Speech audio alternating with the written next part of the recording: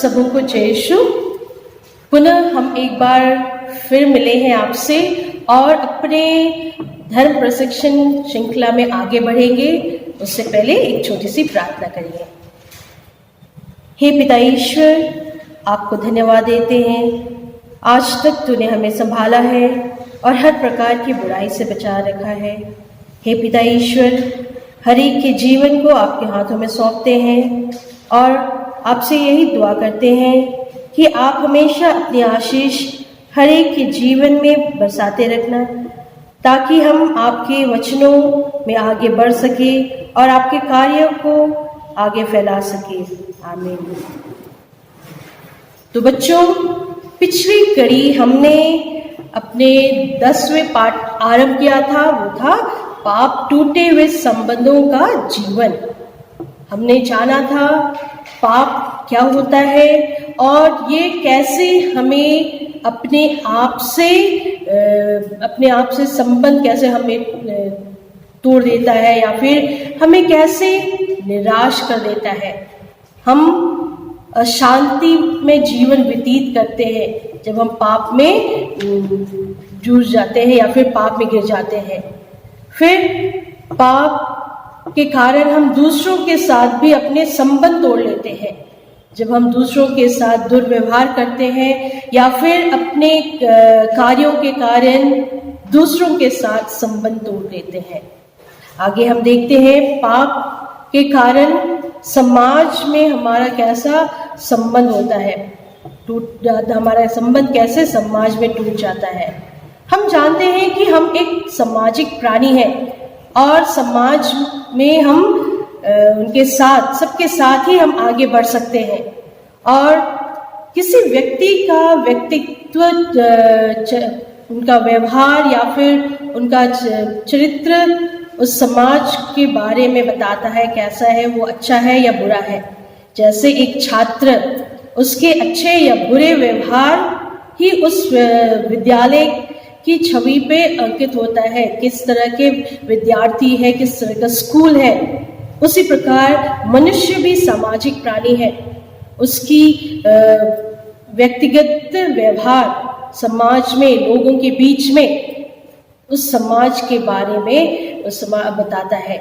हम जानते हैं हमारे समाज में बहुत सारी क्रूरतियां हैं, बहुत सारी बुराइयां हैं, जैसे जाति भेद या फिर ईर्ष्या या घूसखोरी और बहुत सारे बाल विवाह और नारियों पे अत्याचार। इस प्रकार की बहुत सारी बीमारियां हैं या फिर बुराइयां कह सकते हो। और इन बुराइयों के कारण, इन भेदभाव या फिर जो भी गलत कार्य है हमारे समाज में, वो किसी न किसी प्रकार किसी व्यक्ति को या फिर समाज को दुख पहुंचाता है। और इस कार्यों, अपने जो लोगों के जो व्यवहार है समाज में, उससे कई बार समाज में आपसी मनमुटाव हो जाता है और बहुत बार ऐसा होता है कि लोग एक दूसरे से भिड़ जाते हैं, उनके दल बन जाते हैं और एक दल दूसरे दल से आपस में झगड़ा कर बैठते हैं और इस प्रकार दंगे फसाद भी हो जाता है। तो ये सब जो है पाप के कारण है, जो मनुष्य पाप के भागीदार हो जाता है और समाज में बहुत सारे दंगे फैलाता है। फिर हम देखते हैं पाप प्रकृति से टूटा हुआ संबंध। पिता ईश्वर ने हमें बहुत ही सुंदर प्रकृति दिया है और हम मनुष्य का कर्तव्य है, हर एक का कर्तव्य है कि हम इस प्रकृति की देखरेख करें। हाँ, प्रकृति ने हमें बहुत कुछ दिया है और हमें भी उस प्रकृति की देखरेख करना चाहिए। परंतु कई बार मनुष्य इस प्रकृति को नष्ट कर देता है और इस कारण उसके संबंध जो है प्रकृति से टूट जाता है। वो प्रकृति के नियमों के विरुद्ध जब कोई कार्य करता है तब प्रकृति को भी चोट पहुंचाता है और इस कारण उसके संबंध जो है उस प्रकृति से टूट जाता है। फिर हम देखते हैं पाप ईश्वर से टूटा हुआ संबंध। प्रभु यीशु हमेशा चाहते हैं कि हम मेल प्रेम के साथ रहें, सदैव उसके आज्ञाओं के जो भी बताए हुए रास्ते हैं उस पे चले, ताकि हम उसके पास रहें और दूर ना जाए। पर मनुष्य जो है वो एक कमज़ोर व्यक्ति है, कम इंसान है, और कई बार पाप में गिर जाता है, छोटी हो या बड़ी हो पाप कर बैठता है, और इस कारण वो ईश्वर से दूर चला जाता है। और हम जानते हैं बच्चों, जब हम ईश्वर से दूर चले जाते हैं तो हम उनके कृपादानों से भी वंचित हो जाते हैं। जो प्रभु ईश्वर ने हमारे लिए आशीष रखी है, कृपाएं रखी हैं, उनसे हम वंचित हो जाते हैं, दूर चले जाते हैं। जब हम कोई भी पाप कर बैठते हैं, हम उनके आज्ञाओं का उल्लंघन करते हैं, तब हम कोई पाप कर बैठते हैं। तो बच्चों, पाप क्या है? पाप खुद से, ईश्वर से या फिर प्रकृति से संबंध तोड़ देना, चाहे वो छोटी हो या बड़ी हो, वो पाप ही होता है। कोई भी ये पाप, तो पाप दो प्रकार के होते हैं। एक होता है आत्ममारू पाप और दूसरा है क्षम्य पाप। पहला जो है आत्ममारू पाप, ये क्या होता है? जब भी कोई भी व्यक्ति या कोई भी इंसान जानबूझकर उनके पूरे होशो हवास में कोई पाप करता है, कोई भी ऐसी घटना या फिर कोई भी छोटी या बड़ी पाप करता है, उसे हम आत्ममारू पाप कहते हैं। वो जानबूझकर यह पाप करता है। वो जानता है कि उसके इस कदम से या फिर इस कार्य से दूसरों को चोट पहुंचेगा, या फिर वो ईश्वर के आज्ञाओं का उल्लंघन करेगा। वो जानता है, फिर भी वो पाप कर बैठता है, फिर भी वो कार्य कर बैठता है, तब उसे हम आत्ममारू पाप कहते हैं। और यह पाप हमें उस ईश्वर के कृपाओं से दूर ले जाता है और नरक के आग में आगे ढकेल देता है। जब हम जानबूझकर, हम जानते हैं कि यह कार्य करें तो हम यह गलत कार्य कर रहे हैं, ऐसा नहीं करना चाहिए, ये जानते हुए भी हम कोई भी कार्य करते हैं, तो हम इसे कहते हैं आत्ममारू पाप। और ये हम करने से हम अपने आप को उस नरक के भागीदार बना लेते हैं, उस आग में अपने आप को ढकेल देते हैं। और दूसरा होता है क्षम्य पाप। यह ऐसे पाप होते हैं बच्चों जो हम जानबूझकर के तो नहीं करते, अनजाने में कर बैठते हैं। छोटी पाप हो या फिर बड़े पाप हो, हम अनजान रहते हैं, हमें नहीं पता रहता है कि हम यह कार्य करें तो यह पाप कहलाएगा, और हम ऐसे छोटे बड़े पाप करते हैं, तो यह क्षम्य पाप कहता है। उसे हम प्रभु यीशु से क्षमा मांग सकते हैं उस पापों के लिए। परंतु क्षम्य पाप भी एक तरह से पाप है, और वो भी हमें आत्ममारू पाप की ओर ढकेल देता है। वो भी हमें उस आग की ओर ढकेल देता है जो किसी भी पाप करने से हम उस आग में फेंके जा सकते हैं। हम जानते हैं कि जाने अनजाने में ही सही, पर हमने कोई भी गलती की है, हमने किसी का दिल दुखाया है, हमने किसी की इच्छाओं के विपरीत कार्य किया है, तो वो भी पाप ही होता है, चाहे वो क्षम्य पाप हो। वो हमें आगे आत्ममारू पाप की ओर आगे बढ़ाता है। तो हमें जानना चाहिए कि पापों के कारण जो ईश्वर ने हमें बहुत सारे कृपाएं देने की योजना बनाई है, उन सब से हम वंचित हो जाते हैं, उनसे हम दूर हो जाते हैं। तो पाप का परिणाम यही है कि हम उस शैतान को ज़्यादा खुश करते हैं और प्रभु ईश्वर के दूर चले जाते हैं, उनके इच्छाओं के विपरीत कार्य करते हैं। तो बच्चों, हमें अपने कार्यों, जो भी कार्य करते हैं या फिर जो भी लोगों के बारे में बोलते हैं, हमें ध्यान रखना चाहिए कि वो किसी व्यक्ति या किसी समाज के विपरीत, आज्ञाओं के विपरीत ना हो, या किसी को चोट ना पहुंचाए। कई बार वो छोटी हमें लगता है कि ये हम मजाक से कह रहे हैं, पर वो किसी न किसी व्यक्ति को चोट पहुंचाता है, तो हमें ऐसे कार्यों से दूर रहना चाहिए, या फिर जो भी बातें हैं, जो बातें जो दूसरों को चोट पहुंचाती है, उन बातों से हम लोगों को ना कहें और कोई भी पाप के भागीदार ना बने। हम जानते हैं मनुष्य एक कमजोर व्यक्ति है, इसीलिए हमें हर घड़ी उस ईश्वर को याद करना चाहिए जिसने अपने आप को, मनुष्य को पापों से बचाने के लिए कलवारी पर्वत पर, क्रूस पर अपनी बलि दे दी। हमें याद रखना चाहिए कि पिता ईश्वर का उस कलवारी में हम मनुष्यों के लिए अपने पुत्र को, इकलौते पुत्र को अर्पित कर दिए, ताकि हम हर प्रकार के पाप से बचे रहें।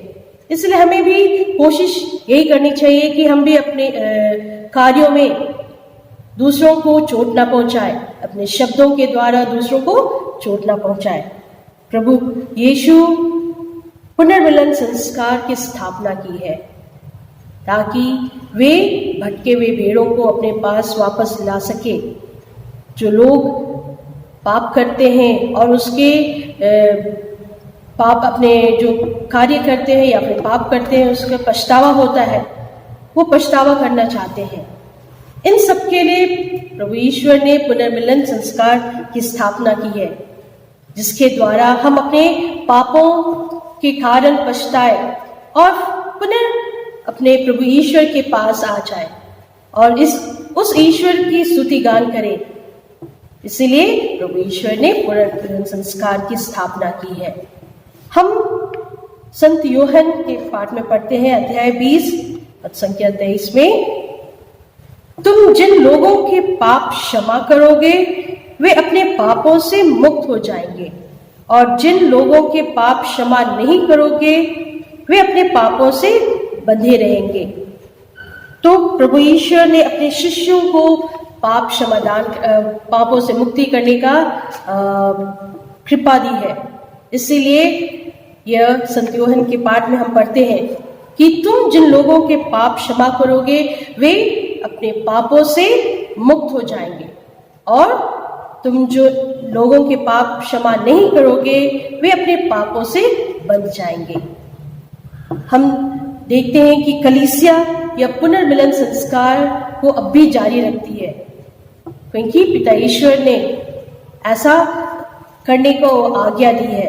इसीलिए कलीसिया आज भी पुनर्मिलन संस्कार को जारी रखती है, और हम अपने पाप स्वीकार करके अपने पापों के लिए क्षमा मांगते हैं, और पिता ईश्वर अवश्य ही हमारे पापों के लिए क्षमा देते हैं। वो चाहते हैं कि उनके बच्चे उसके पास लौट आए और अपने पापों के लिए माफी मांगे।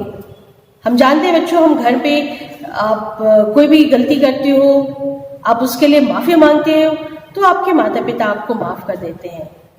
तो पिता ईश्वर जो सबसे बड़ा ईश्वर है, हमारा सबसे बड़ा पिता है, वो अवश्य हमारे पापों को माफ कर देगा, हमें उनसे मुक्ति दिलाएगा, शर्ते कि आप उनके लिए पछतावा करें और अपने पापों के लिए क्षमा मांगे। हम दूसरे कोरिन्थियन अध्याय 5 पद संख्या 18 में पढ़ते हैं, यह सब ईश्वर ने किया है, उसने मसीह के द्वारा अपने से हमारा मेल कराया, और इस मेल मिलाप का सेवा कार्य हम प्रेरितों को सौंपा है। तो ईश्वर ने अपने प्रेरितों को सौंपा ताकि लोगों के पाप क्षमा करें। तो हम बाइबल में पढ़ते हैं, यह सब ईश्वर ने किया है, उसने मसीह के द्वारा अपने से हमारा मेल कराया, और इस मेल मिलाप का सेवा कार्य हम प्रेरितों को सौंपा है। तो बच्चों, हमने जाना है पाप क्या होता है, उनके कारण क्या होते हैं, और किस प्रकार हमें ईश्वर से दूर ले जाता है। और हम जानते हैं हम अभी आगमन काल में प्रवेश कर चुके हैं। प्रभु ईश्वर के जन्म के उत्सव मनाने के लिए हम अपने आप को तैयार कर रहे हैं। इसलिए हम कोशिश करें कि हम पाप से दूर रहें। हम पिता ईश्वर से प्रार्थना करें कि हम ऐसे कोई भी पाप ना करें जो हमें ईश्वर से दूर रखे। इसलिए इस आगमन काल में आप अवश्य प्रार्थना करें और यही दुआ करें कि हम कोई भी छोटी बड़ी पाप में के सहभागी ना बने। ठीक है, तो इस पाठ से हम जीवन आदर्श जो है वो है, मैं अनुभव करता हूं कि पाप ईश्वर और दूसरों के बीच टूटा हुआ रिश्ता है। ईश्वर की कृपा से मैं ईश्वर और लोगों के बीच अपने संबंध को टूटने नहीं दूंगा। मैं ऐसे कार्य करूंगा जिससे मेरे और ईश्वर तथा मेरे और दूसरों के बीच मधुर एवं सुदृढ़ संबंध कायम हो। तो यह जीवन आदर्श अभी के समय बहुत ही उपयुक्त है, जो हम जैसा मैंने कहा कि अभी हम आगमन काल में हैं, तो हम ऐसा कोई कार्य ना करें जिससे हम ईश्वर से संबंध हमारा टूट जाए। अब हम इस पाठ से जुड़े कुछ प्रश्नों की ओर ध्यान दें और इनके उत्तर आप अवश्य अपने पुस्तक में ढूंढ के रखिएगा। पहला प्रश्न है, पाप क्या है? दूसरा, आत्मामारू और क्षम्य पाप क्या है? तो इनका अंतर आपको बताना है। तीसरा प्रश्न है, हम कैसे अपने आप से, दूसरों से, समाज से, प्रकृति से तथा ईश्वर से अपने संबंधों को तनावपूर्ण बना लेते हैं? फिर चौथा प्रश्न है, हम कब ईश्वर से पूरी तरह से अपना रिश्ता तोड़ लेते हैं? और पांचवा प्रश्न है, प्रभु यीशु ने किस प्रकार मानव और ईश्वर के बीच मेल मिलाप कराया? फिर आखिरी प्रश्न जो है वो है, कलीसिया किस प्रकार मेल मिलाप के कार्यों को जारी रखती है? तो ये 6 प्रश्न आपके समक्ष है, आप इनके उत्तर अवश्य पुस्तक से ढूंढेंगे। आप कंठस्थ करने के लिए वाक्य है, पहला, जब हम ईश्वर की आज्ञाओं का उल्लंघन करते हैं तब क्या होता है? जब हम ईश्वर की आज्ञाओं को नहीं मानते तो क्या होता है? जब हम पाप करते हैं तब हम ईश्वर और पड़ोसी के बीच अपने संबंध को तनावपूर्ण बना लेते हैं। तो यह आपको कंठस्थ करना है।